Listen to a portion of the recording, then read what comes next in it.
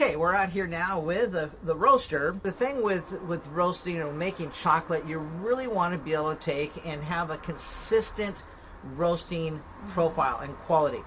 And there's many different, what I refer to profiles, many different profiles, because at the end of your roast, you want that bean to cool off. And so you want to have some kind of fan that then blows into the beans to cool them off. And if you don't cool them down quickly, they continue to then cook and roast, and you'll end up with a really bad result. And so you want to be able to take and cool them down. But then the different profiles. Do you want to start out with with the roasting temperature really high and then keep it steady there? Or do you want to start out cooler and then let it go up and then come down? Or do you want to take and start out really high and then go down and then back up? Different ways, and each one actually brings out a different flavor in the bean. And this is where the chocolate maker or the roaster, whether it be coffee beans or chocolate beans, the roaster can take the same bean and use a different profile and really change the flavor that you're going to get in either the chocolate or the coffee. I commercially roasted coffee for many years. Chocolate is the same way. If you want to control your quality and your consistency, then you want to be able to have a machine that you have the ability to do that. And how many minutes makes a difference as well. How long will you roast? And the amount that you roast will make a difference as well in how long you need to roast and things of this nature, then the outcome of the taste profile. Every different bean will have, from different origins, will have different taste profiles. When you buy your green beans, then your supplier should be able to tell you about how its taste profile is done. There's some 400 different flavor notes that people with high levels of tasting expertise will go and evaluate a particular crop, and then they'll evaluate it and they'll rate it for these different 400 different tasting profiles. Some are very fruity, some are very nutty, some are very woodsy, like an oak woodsy type flavor or mesquite woodsy type flavor. And so they get 400 different flavor profiles, and you bring out different parts of those in the roast that you do. And so what we have here then, and I'll be showing you a little bit later more about the roaster, but we have, pull it out, and there we go. We have a little basket that is going to be turning inside the roaster, and that tumbles the cacao beans. And we're going to start out with just a straight profile. We're going to roast them at a high temperature, just all the same temperature all the way through, and we're going to roast them for 18 minutes. And because we haven't done this for a long time, so that's the simplest way to get started. And after that, then you can vary your roast times. You may go 20, 25 minutes. You don't want to go too long, because then that will actually burn your beans. But the lighter the roast is, the less time, in other words, in this case, then that brings out the fruity tones in the cacao beans.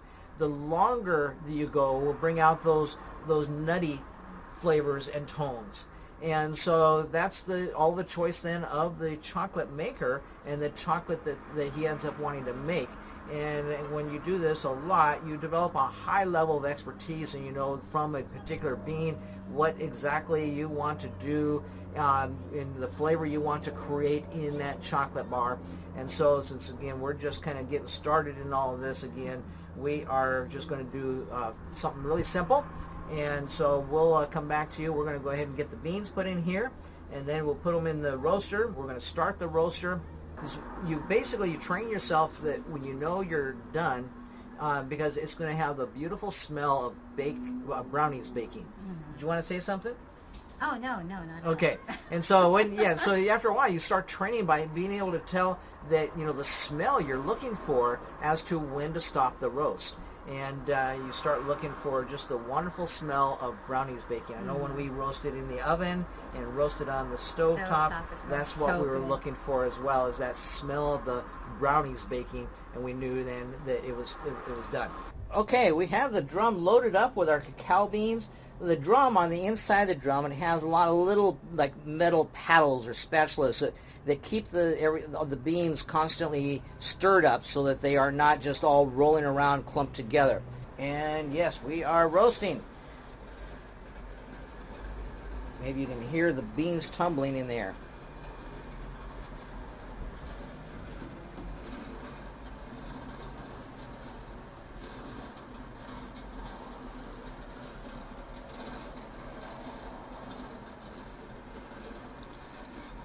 And so we'll let that go for 18 minutes. Okay, well, the roasting is all done. It smelled so good while it was finishing up the very end of the roast. So let's go ahead and take these out of here and see what they look like. Oh, they still smell good.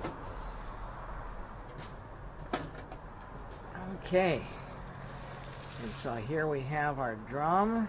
And because of the cooling cycle, that it's cool enough to touch. And here we have our roasted cacao beans. So now the next step with this, the cracking. And the cracking, every cacao bean has like a skin around it, a very thin membrane. And so to crack it, and if I take the membrane off of here, we get down to just the cacao bean. There we go now. Now you see the difference between a cacao bean with the membrane still on it, but we're gonna let these sit for a while, because then after they've roasted, you know, you can let them sit for a couple days even. But you want to let them sit, and because the flavor continues to develop. And so we're going to let them sit. We've got to get our champion juicer, which we're going to use for cracking the beans. We're going to get that out so we can go ahead and crack them. Otherwise, you're cracking your beans by you can use a rolling pin, a hammer, all kinds of things. But the idea is then you can do them like I just did here, where you can crack your beans where you end up with them all busted up, just like you see here. Now, this is what you can go to the store and you can buy, and you pay a lot of money for it. It's called cacao nibs, and they're very tasty. Let me have a little taste here. It's like eating peanuts that are chocolate flavored, but you don't have all the sugar. High level of nutrition. One of the highest sources of magnesium that you can get. And, well, I'll tell you what, these are so tasty. I don't know how many of them we're going to end up with. Okay, I'm going to have to force myself not to eat these, because I really do want to make chocolate. Maybe while we're waiting, maybe we'll just go ahead and roast up another 2-pound batch of beans so that I can have some cacao like this just to snack on. These are just so good. That's what I'll do. I'll roast up another 2 pounds here in a moment. But what the champion juicer is going to do, and you can see you don't want to do this by hand with each one, is that the juicer is going to bust these all up. It's hard for me to do it by hand. That's why you can also do it using you can even use like a old cast iron pan or something. Not done very well here on this one, because I wanted to show you that you end up busting them up into the nibs like you see here, but then you have the membrane in there with that.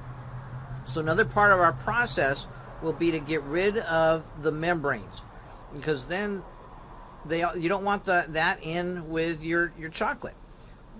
And you collect the membranes, and some people will make a special tea out of them because they're still flavorful and many different uses for them. But same thing with a coffee bean. Coffee bean has a membrane on it as well. We call it chaff in the coffee process. And but with the cacao beans, you have that as well. And so you can see now here I have the bean all broken up, but it has the membrane in it, And one of the steps that we'll be showing is how to get that membrane out of there, because otherwise you're going to sit there picking everything out. There's some really easy ways to do that. And so we'll be doing that tomorrow, and we'll be back with you.